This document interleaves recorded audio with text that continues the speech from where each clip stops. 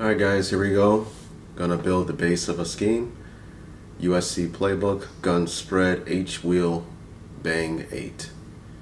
Throwing the bang 8 in there for a reason, and we will get to that. So when I start with play number 1 in building a scheme, I like a well-rounded play from spread that fares well against a wide variety of coverages. So you guys know 4-2-2-0-3-1, every single defense in the game will fall under one of these shell coverages. How does this fare against these 6? So guys, I gotta tell you, switch release type route combinations can pose a lot of problems for a defense, and I think it causes a lot of problems for quarters match type deals as well.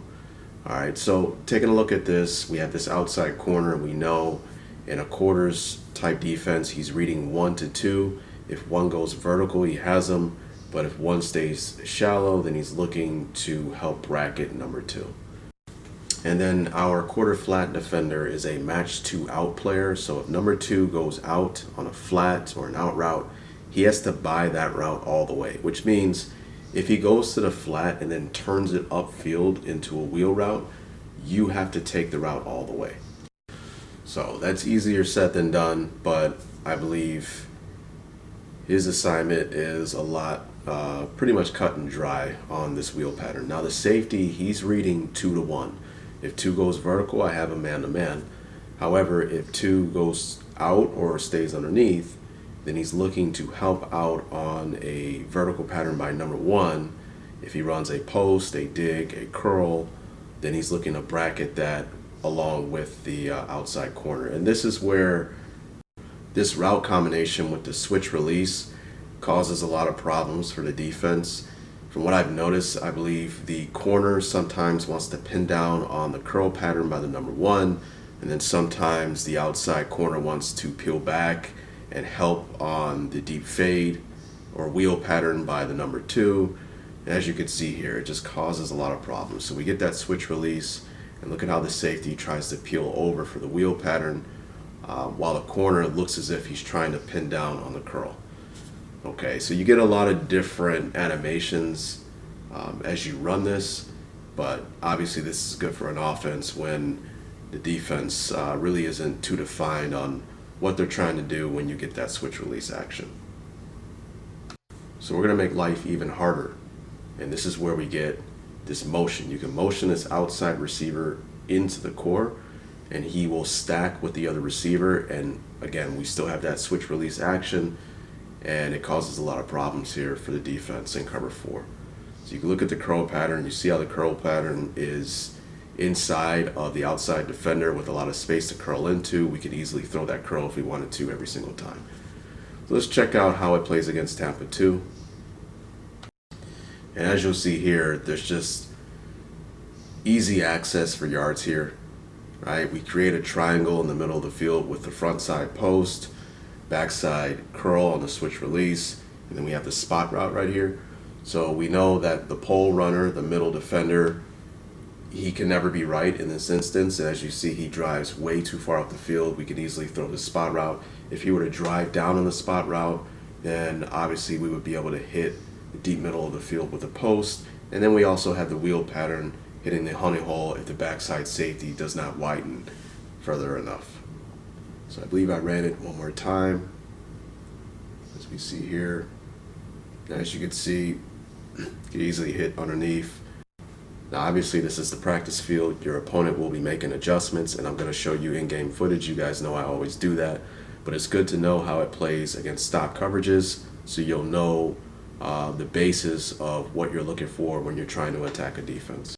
Now this is where I move on to cover 2 man, and without even looking at the play, you should know that with our motion from the outside receiver and bunching them together to make it more of a stacked look, automatically that's a way to exploit cover 2 man, because we know in cover 2 man the defenders want to play on the line of scrimmage and play with a press technique inside hip trail. As you see, when we make this motion, notice how the defense automatically checks out on that side to play a little bit off, and they do that because they don't want to run into each other with rub action, right? Especially with switch releases. And what that allows us to do is to get a free release off the line of scrimmage, as we see here. And guys, I'm already excited with how the offense is going. Look at how even when they try to play off so they don't run into each other, we still get them to run into each other, as we see here, due to the switch release. Switch release type route combinations can be deadly in the right hands. And as we see, we wheel it up. That wheel pattern is wide open. But as you see here, this inside curl pattern is wide open as well. And here we can see why. This why this play is just so deadly.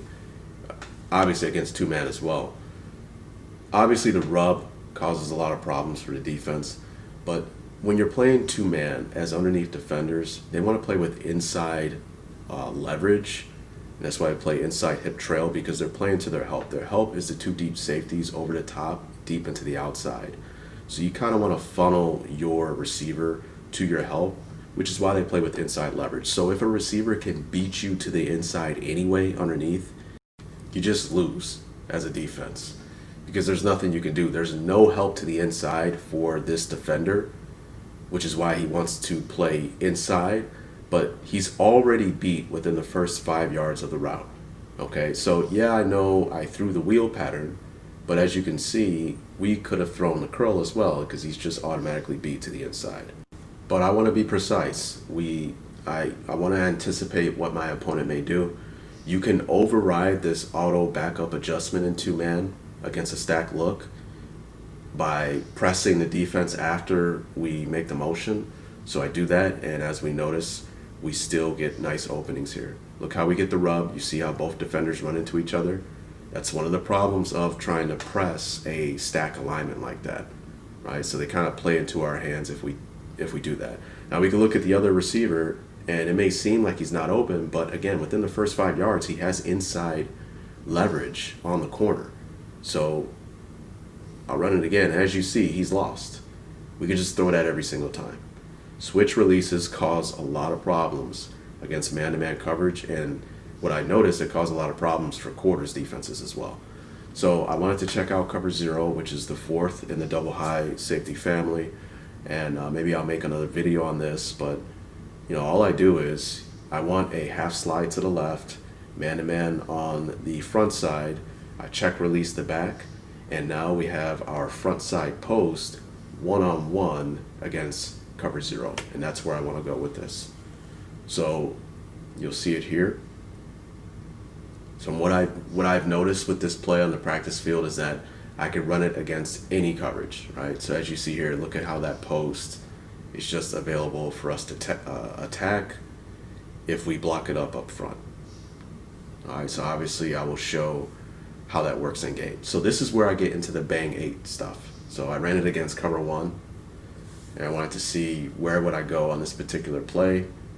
And as you see, obviously our deep curl is good to go.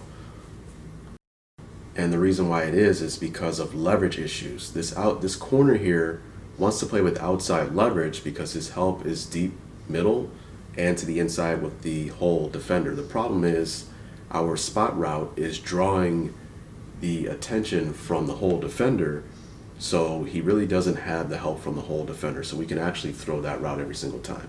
But on the front side post, I noticed that there was a decent amount of space with this receiver running the post route, and I think it's because the corner would be better off playing with inside leverage due to him being closer to the sideline. It looks like he's playing straight up, which to me seems like that just allows too much space for the post. But this is where I'm like, you know what, let me run the bang 8. I think the bang 8 might be a better route because he'll stem it to the outside, as we see here in College 25, and then he'll bang it to the inside. As you see here, there's just a lot more space to rip in that post there. So he kind of stems it outside and then he turns it in, and that's something that you got to practice with that throw, but there's just a lot more space. So we kind of threaten outside, and look at all of that grass against a middle of the field closed defense with this route to the outside. So, let's go in game, and right away, pre-snap reading, I'm looking at it, I'd see it's cover 2 zone. What I like to do is to read this defender and to see if he's playing zone or man. So right here I notice, okay, it's zone, so it's definitely cover 2 zone. I look at the safety, he's peeling back, and this is where I hit the honey hole shot with our wheel pattern. That was Tampa 2. Move on. Here I'm like, okay, this is cover 0. This is my time to shine. This is where I set up the blocking. I should half slide to the left and block the back with the check release. We pick up everyone, and what do you know? Wide open. The problem is my left tackle lost his one-on-one battle, but I wanted to show that to prove to you that this play is excellent against cover 0, getting a big play if you can block up everything up front. And we got the right scheme going. However, our left tackle lost the battle. Here I saw cover 1 or single high, through the bang 8, and what do you know, big play. So this was cover 2 again, and this time I didn't like the honey hole shot. But again, that spot route underneath because the Tampa 2 defender ran way too far up the pole. Here, single high, so now I wanted to block it up here up front with the mug look. I ran the bang 8, and what do you know? We should get a completion here. Kind of got to get used to this. Oh, I remember this guy. I think he was sick of what was going on, so he wanted to defend this himself, and he just gets torched on the outside. So that's it, guys. Gun spread, wheel, bang 8. It's the first play that I went over. Hopefully, maybe I'll get into a better format of breaking down my plays as I kind of add to my scheme. But right away, this is one of my favorite plays. Well, obviously, it's my first play that I went over, so obviously this would be my favorite play. I'll run into some other stuff, but what we can do is we can build on this to, you know, when an opponent tries to take away certain things or overplay something, this is where I'll check into something else to keep them honest. So I'll leave it at that. I hope you got something from this video, and I hope you keep coming back more. Peace.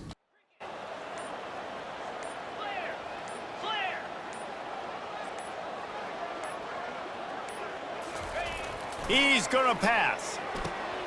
And it's picked off for the 3rd time today.